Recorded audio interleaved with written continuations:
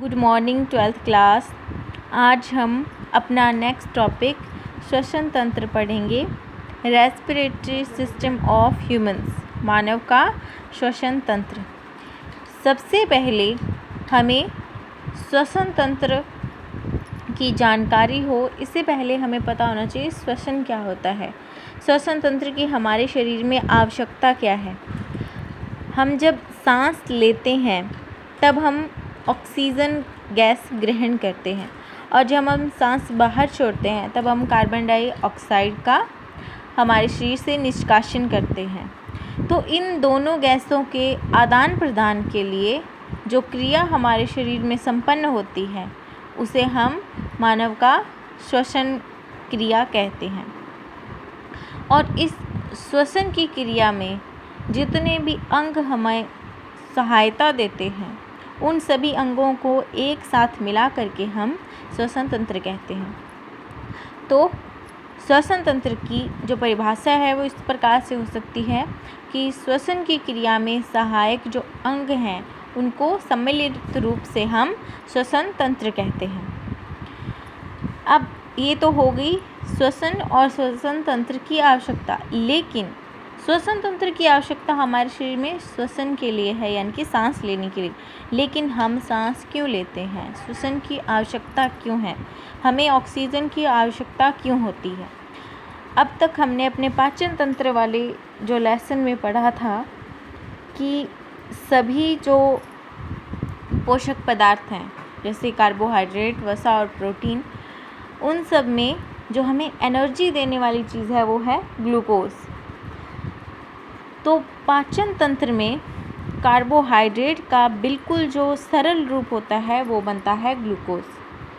अब उसका उपयोग हमारे शरीर में किस प्रकार से हो सकता है।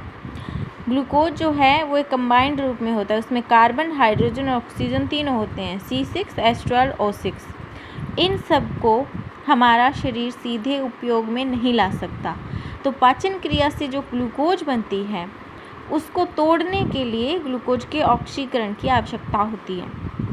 ग्लूकोज का ऑक्सीकरण करने के लिए हमें अतिरिक्त ऑक्सीजन की आवश्यकता होती है, जो कि ग्लूकोज को उसके घटकों में तोड़ देती है और CO2 को शरीर से बाहर निकाल दिया जाता है और जल और O2 का हमारे शरीर के द्वारा उपयोग कर लिया जाता है। इसके पश्चात जो अपशिष्ट बचता है उसको भी हमारे शरीर से उत्सर्जित कर दिया जाता है।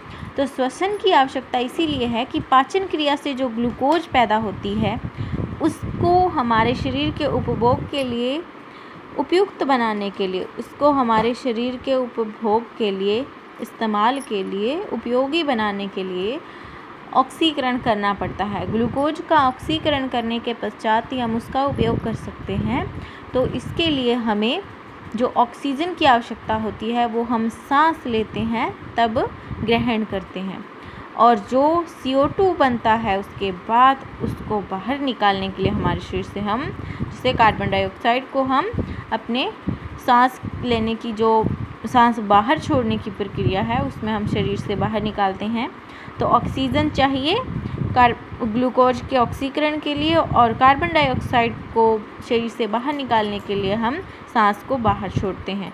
तो सांस अंदर और सांस बाहर जाने की प्रक्रिया को हम श्वसन कहते हैं, और इसी के लिए ही हमें श्वसन की आवश्यकता है, क्योंकि हमें ग्लूकोज का ऑक्सीकरण करके उसका उपयोग करना है। तो ये हो गई श्वसन की आवश्यकता।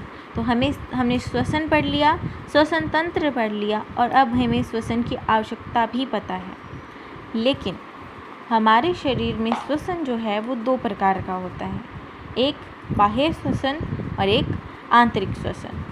हमारे नासाद्वार यानी कि हमारे नाक के द्वारा हमारे वातावरण के अंदर जो अंतर संबंध पैदा होता है उसे हम बाह्य श्वसन कहते हैं। और जो हमारी ऑक्सीजन रक्त के साथ मिल करके हमारे विभिन्न अंगों और उसकी कोशिकाओं तक पहुंचती है, उन कोशिकाओं के अंदर भी ग्लूकोज का ऑक्सीकरण होता है, उसके लिए ऑक्सीजन की आवश्यकता होती है। तो वहाँ भी श्वसन की आवश्यकता रहती है। तो हमारे वातावरण के साथ जो श्वसन का संबंध है वो बाह्य श्वसन कहलाता है, और जो हमारा शरीर के अंदर कोशिकाओं के द्वारा श्वसन की प्रक्रिया होती है, उसे हम आंतरिक श्वसन कहते हैं। आंतरिक श्वसन दो प्रकार का होता है, पहला है ऑक्सी श्वसन और दूसरा है अनॉक्सी श्वसन। आंतरिक श्वसन को हम कोशिकीय श्वसन भी कहते हैं। आंतरिक श्वसन के अंदर ऑक्सी श्वसन जो है वो ऑक्सीजन की उपस्थिति में होने वाला श्वसन है, और अनॉक्सी श्वसन जो है वो ऑक्सीजन की अनुपस्थिति में होने वाला श्वसन है। ऑक्सीजन की अनुपस्थिति में वो कोशिकाएं श्वसन की क्रिया करती हैं जिनको ऑक्सीजन उपलब्ध नहीं हो पाती।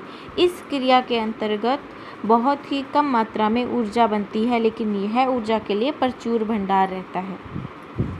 तो अनॉक्सी श्वसन ऐसे छोटे जीव जंतु या एक कोशिकीय जीव जंतु जैसे यीस्ट है, म्यूकस हैं, ये सब भी करते हैं। बैक्टीरिया जो बहुत सरल संरचना वाले होते हैं वो सब भी अनॉक्सी श्वसन करते हैं, क्योंकि वो ऐसे हैबिटेट्स में, ऐसे आवासों में रहते हैं कि उनको ऑक्सीजन उपलब्ध नहीं हो पाती, इसीलिए वो अनॉक्सी श्वसन करते हैं। तो श्वसन जो है वो दो प्रकार का होता है, बाह्य श्वसन और आंतरिक श्वसन, यानी कि कोशिका श्वसन, कोशिकीय श्वसन और ऑक्सी और अनॉक्सी दो प्रकार का होता है। सो आई होप यहाँ तक का लेसन आपको समझ में आया होगा। If you have any query, any problem, you can comment us, contact us. Have a nice day. Thank you. All the best students.